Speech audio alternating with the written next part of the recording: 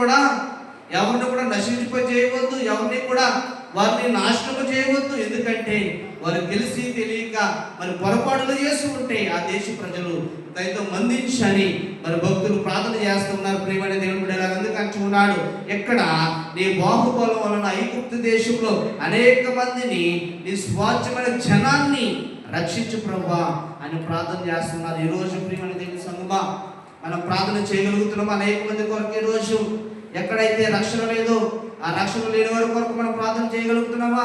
ఒకసారి ఆలోచన చేయండి. ఎందుకంటే దేవుని మీద తిరుగుబాటు చేసిన వారు ఎవరు కూడా బాగుపడలేదు. ఐగుప్తు దేశ ప్రజలందరూ కూడా దేవుని నమ్మని వారు ఒకప్పుడు. అయితే దేవునికి ప్రార్థన చేస్తున్నారు, అయ్యా ఐగుప్తు దేశ ప్రజలందరినీ కూడా మీ స్వాధీనంలో ఉంచుకోమని అక్కడ ప్రార్థన చేస్తున్నారు. అందుకే యెషయా గ్రంథంలో కూడా ఒకసారి మనం చూస్తే యెషయా గ్రంథము 1వ అధ్యాయము, యెషయా గ్రంథం 1వ అధ్యాయము 5వ వచనాన్ని ఒకసారి మనం చదువుకుందాం. 5వ వచనం, నిత్యము తిరుగుబాటు చేయించు మీరెలా ఇంకను కొట్టబడుదురు.